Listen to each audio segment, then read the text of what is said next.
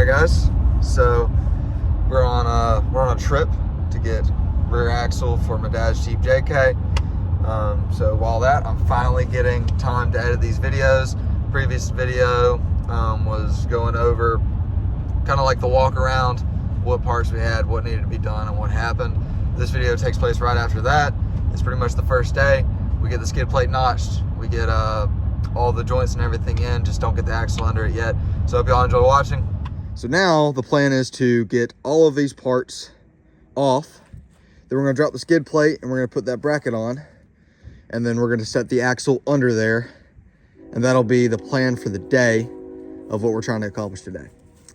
So maybe I'll actually remember to click record when I put you on the tripod again.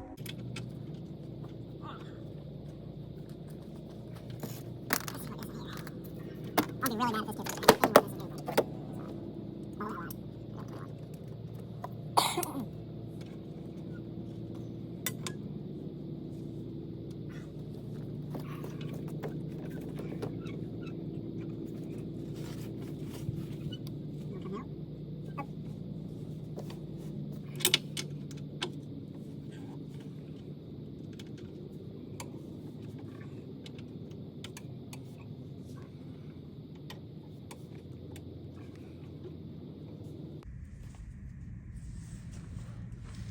Yeah, look, video.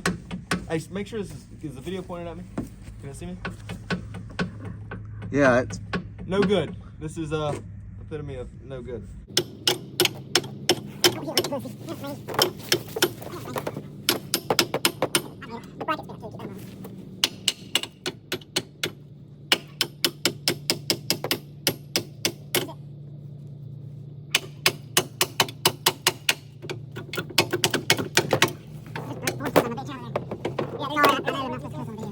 These joints are probably trash. The arms might be good, but the joint,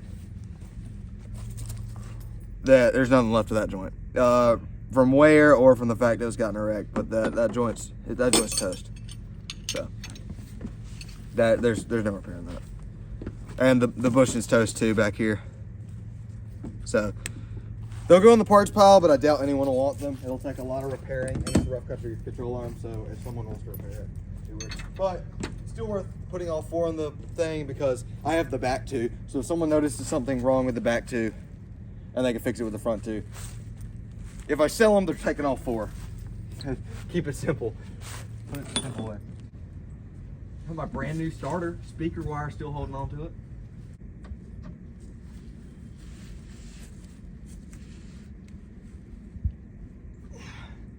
Well,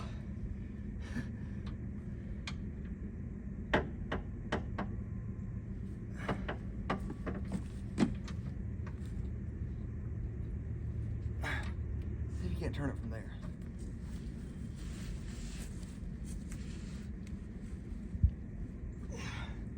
Well,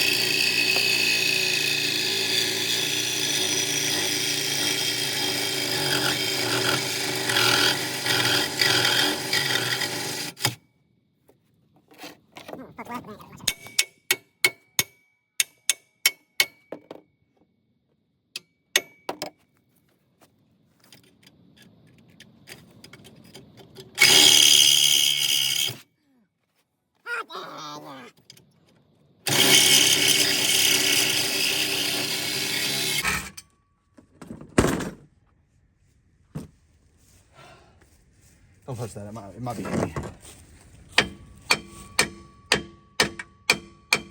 Oh, we'll get that with the grinder. Or we just run it like that. I'm sure it'll. I don't think this upper control arm bracket is very happy. It ain't supposed to look like that. It's a 15 millimeter upper control arm brackets. I apparently had touched this one at least one time. It has anti-seize on it. So it's, at one point in time, I removed it. Now I have anti-seize on me. That's the funny thing about anti-seize is it likes to share. So yeah, it was funny. We weren't recording, but I asked him, I was like, give me a 15 on 3/8 drive. It was a 15 on 3/8 drive. Oh, probably it's gonna speed up. It's gonna sound hard. Sped up. It's gonna make a lot of noise. It's gonna be it.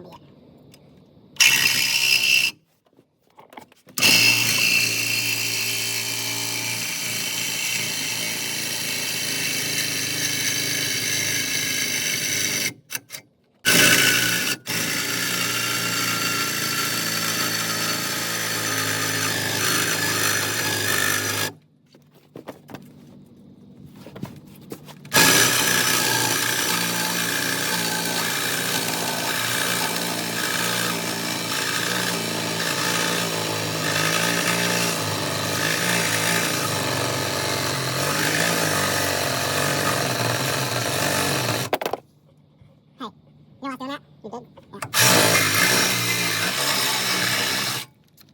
Slow camera's behind you. Good.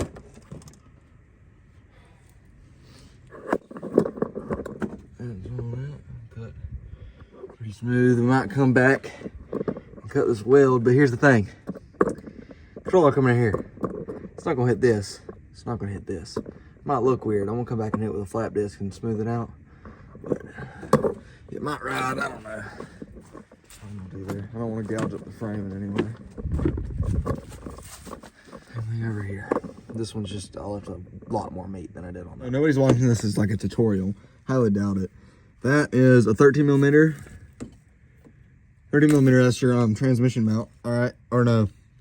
Transfer case mount. Yeah, transfer case, cross member. Yeah, that's that. All right, front of the drive shaft's dangling. Front U-joint's pretty self-explanatory. Easy to get those straps off. This, not so much. Let's see if that'll focus. There's, spin it, Brent. What? Spin the drive shaft a little bit, and I'll tell you when. Hold, stop. You can kind of see with the light. I wish I could move it. But there's 8 millimeter bolts back here, and they run this way into the through the yoke into the double cardamon of the drive shaft. Kind of hard to get to. You kind of just got to get an 8 millimeter wrench up here. I don't know if you can really get a socket, maybe a 1/4 inch drive socket. Maybe if you got one of them fancy Milwaukee things you can get up in there. I'm gonna sit here and tough it out with a wrench. So yeah, but you got to get up in there to get those, because I'm gonna drop the drive shaft. Yeah, it's gonna be 2-wheel drive for a little bit. All right, we have, let's see, I don't know, there's an extreme terrain tutorial video. I've dropped the skid plate before. The tutorial video, I think he supports it. Let me get out here. I think the tutorial video, he just supports it by that. I don't normally like that. That part moves. It's the drive shaft slip yoke. Drop the skid plate. It's easy to drop the front drive shaft. What else is there to say? Oh yeah, both my front bolts of that skid plate are spinning, but luckily, enough PV blaster, these ones are fine. Definitely put anti-seize in here. We're gonna make sure there's plenty of anti-seize in here. These three, thank God. Say a little prayer. Thank you, Jesus. Thank you, baby Jesus. Jesus Christ of football, South Georgia. But thank Jesus, none of these are bad yet, because once they're bad, oof. But that make this job damn near impossible. Now we're gonna slap that other doodag in here, put the skid plate back on, get the axle under here, and we're gonna set the axle underneath these 2 scissor jacks, because every time I do it, every time I do an axle swap or lift of any kind, normally take 2 jacks, teeter-totter it until you get all your stuff. It always helps to have a jack on each side of your axle when you're installing it. I normally put it about on the, you can put it on the C. Normally the one on this side goes right on the pumpkin. Normally the one on this side goes right about here. Yeah. So just you can teeter totter your axle to get it in there. That's the plan for today. About 1400, so or 2 o'clock American time. As we pulled the skid plate, like I said, right now we're just we're prepping it. Wish we'd hook up an air compressor, but yeah, it's a lot of work right now. So we're running little blow dryer, some hand tools, got a wire brush on the drill. It's clearing up pretty nice. I mean, besides mud being an old Jeep shovel, I mean, it really ain't in bad shape. Just another coat of paint's pretty good on it. Get a little bit more life out of it, I mean, because it's in great shape, dude. It's perfect. So that's what we're doing right now. And then we'll get to putting them brackets on, and then we'll remount it.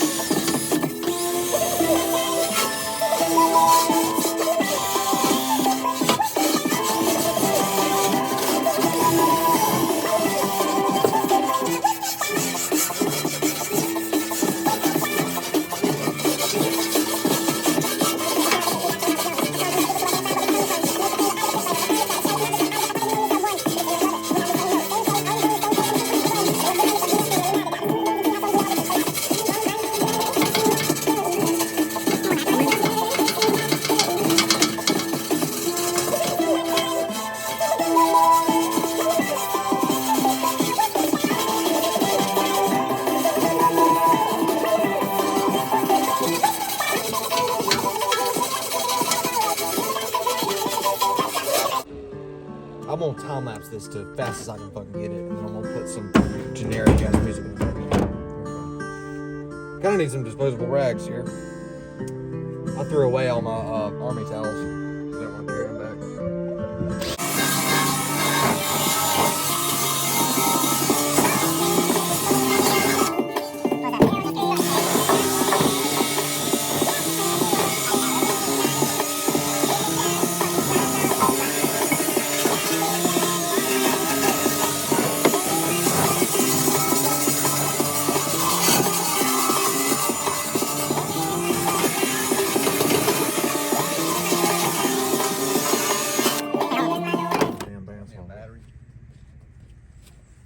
There's one in that leaf blower.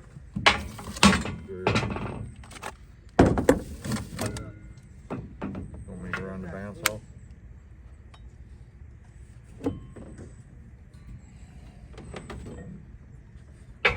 Whoa. Bounce off. There you go.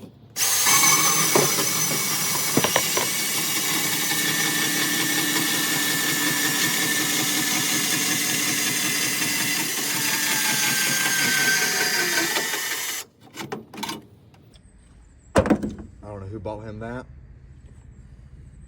That's County.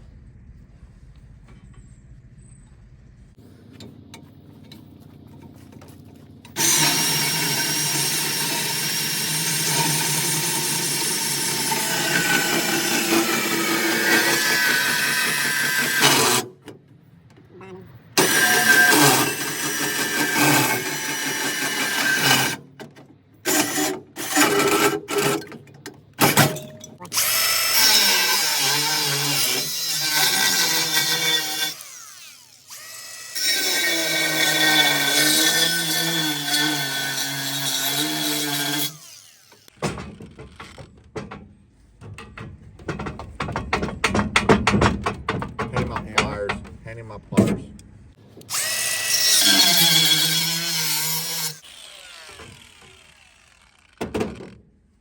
Flat disc. Get that on video? Yeah. I'm gonna make all of you know that I'm too scared to use the grinder. And a bounce on? I can bounce all day.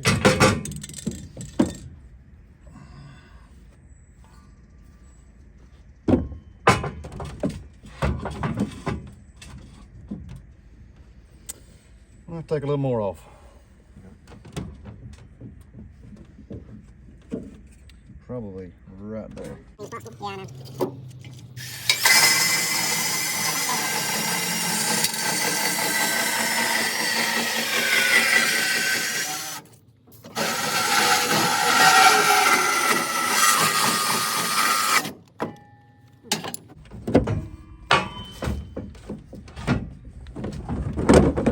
Not quite to these holes. These holes usually. Oh, is that hole we're using?